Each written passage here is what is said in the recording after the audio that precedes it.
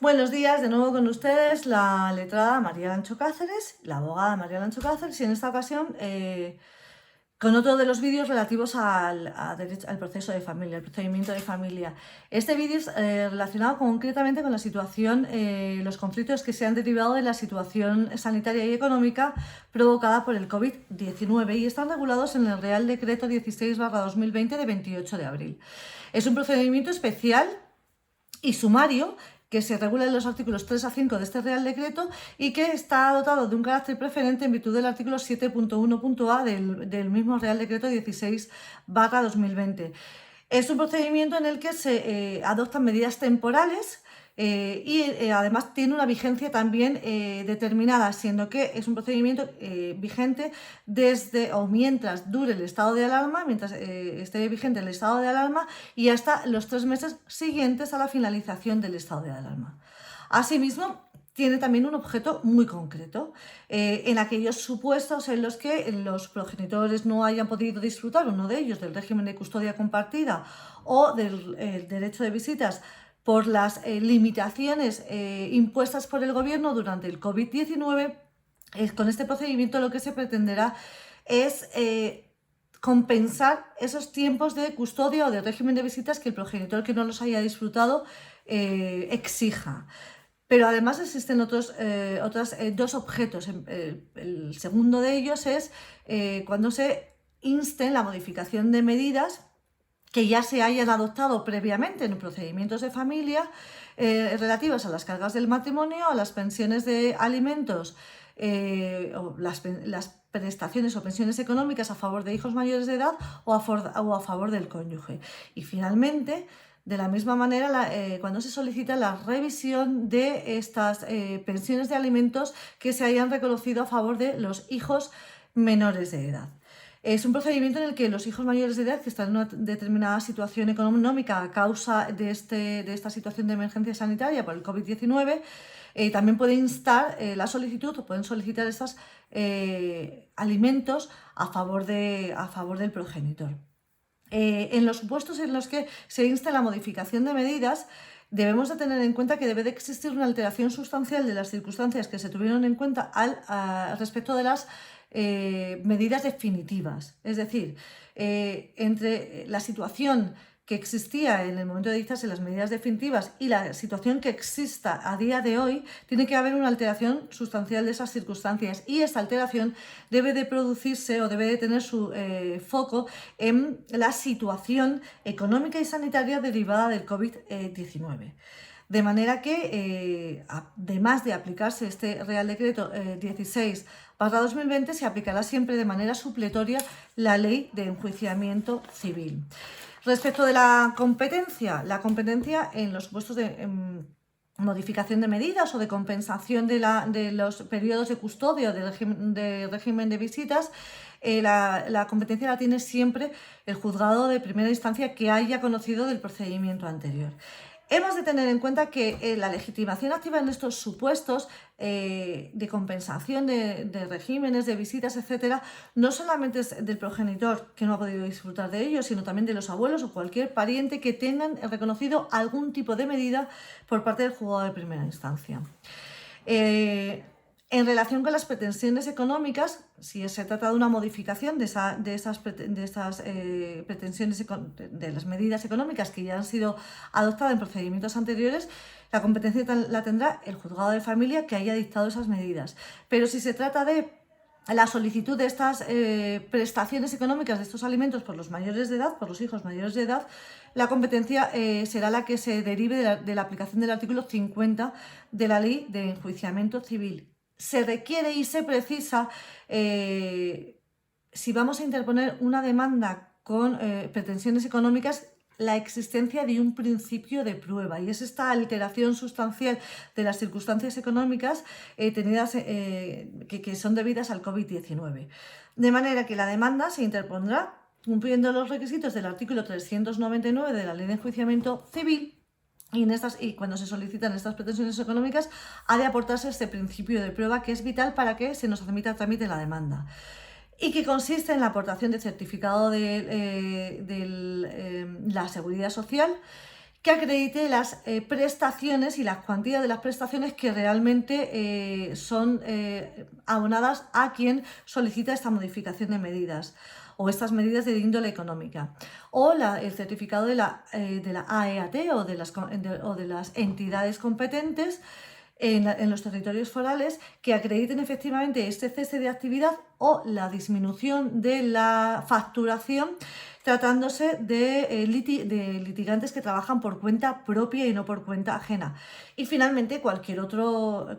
documento que acredite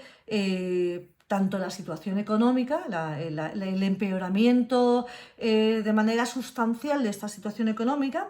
como en el supuesto del régimen de la imposibilidad de haber ejercido este régimen de visitas o la custodia compartida, cualquier documento en el que fundamenten esas pretensiones. Se emplazará, una vez que se haya presentado la demanda, el letrado de la Administración de Justicia decidirá sobre la admisión a trámite de la misma, inadmitiendo la demanda en el supuesto de que existan causas de inadmisión. Por ejemplo, causas debidas a competencia o a jurisdicción. Si el letrado de la Administración de Justicia admite a trámite de la demanda, emplazará directamente a las partes y al Ministerio Fiscal, en el supuesto de que su intervención sea pertinente, porque se trate de o existan menores de edad, emplazará a las partes para la celebración de la vista que se celebrará en los 10 días siguientes a la admisión a trámite de la demanda. Por lo tanto, aquí tal y como os hemos asesorado en otros vídeos, en los procedimientos de familia, es un juicio verbal con especialidades porque cuando se emplaza al demandado para que conteste a la demanda por tiempo de 20 días hábiles. Este procedimiento especial y sumario se caracteriza porque efectivamente no se va a emplazar al demandado para que conteste a la demanda por escrito. ¿De acuerdo? Entonces, una vez que se ha emplazado a las partes, existen determinadas actuaciones previas a la vista, como son el intento de acuerdo entre los progenitores para evitar la celebración de la vista, y en segundo lugar hay que tener en cuenta también la audiencia del menor. En otros vídeos os hemos hablado de la audiencia del menor, regulada también por el artículo 92 del Código Civil. En todo caso, siempre que sea solicitada y el hijo tenga más de 12 años, concurrirá a la práctica de la exploración del menor, y si no tiene 12 años, pues siempre que su señoría considere que tiene suficiente juicio, se podrá proceder a esta exploración del menor. Las partes deben de concurrir a la vista con todas las pruebas de que intenten valerse. De manera que si existen pruebas que requieran alguna citación judicial, deben de solicitarlo siempre con 5 días de antelación a la celebración de la vista. En la vista, la parte demandante se va a ratificar, la parte actora se va a ratificar en su demanda y en los pedimentos del súplico, y la parte demandada tendrá que contestar en este momento a la demanda, oralmente, in voce, en el acto de la vista. Si pretende solicitar alguna pretensión que no haya sido deducida en la demanda, puede interponer demanda reconvencional. Aunque el Real Decreto no manifiesta o no regula nada al respecto, nosotros, en los letrados, aconsejamos que si se va a interponer demanda reconvencional, se anuncie con carácter previo a la celebración de la vista, sobre todo para evitar dilaciones o suspensiones del procedimiento innecesarias. Tras la demanda y la contestación a la demanda, si existen menores, tendrá que contestar a la demanda también el Ministerio Fiscal, se va a proceder a la práctica de la prueba. Si en el acto de la vista se propone prueba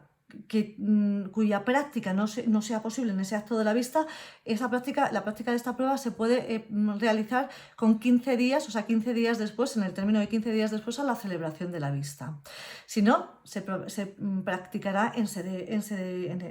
esta sede, en el acto de la vista. Una vez que se haya practicado toda la prueba, de la misma manera que no existe en el procedimiento de familia un trámite de informe, sino que son los jueces y magistrados los que deciden si este trámite, si ofrecen a las partes este trámite de informe para valorar la prueba. Este caso es exactamente igual. Y hay nuevas peculiaridades. su señoría puede dictar oralmente la sentencia en el acto de la vista. Siempre que esta sentencia se haya dictado oralmente, luego se notificará los pronunciamientos de esta notificación o de este dictado oral de sentencia se notificarán por escrito. En este caso, en el que se ha dictado la sentencia in voce por parte de su señoría, las partes pueden manifestar también oralmente su voluntad de no recurrirla y entonces la sentencia devendrá firme. Sin embargo, si las partes manifiestan su voluntad de recurrir la sentencia, esta sentencia se puede recurrir en apelación. En el supuesto en el que no se dicte esta sentencia in voce, se dictará por escrito por parte de su señoría en el plazo de 3 días siguientes a la celebración de la vista. De igual manera, esta sentencia es recurrible en apelación. Tal y como hemos manifestado en vídeos anteriores relativos a este procedimiento, las medidas adoptadas en sentencia son directamente ejecutables y los recursos de apelación no suspenderán nunca la ejecución de estas medidas. Igual hemos manifestado anteriormente que se aplica con carácter supletorio la ley de enjuiciamiento civil. Por lo tanto, se aplica la regulación del recurso de apelación para estas sentencias también dictadas en este procedimiento especial, sumario y preferente, regulado en el Real Decreto 16/2020 de 28 de abril. De manera que espero que nuevamente este vídeo haya servido de ayuda, haya sido de vuestro interés, imaginando que este largo periodo de confinamiento, con las medidas muy restrictivas a la libertad deambulatoria impuestas por el gobierno, que habrán afectado a una multitud de familias, sino que ya sea porque no se haya podido ejercitar este derecho este régimen de visitas o la custodia compartida, o porque la situación económica de los progenitores de ambos dos haya empeorado con mucho, pues entendemos que muchos de vosotros necesitaréis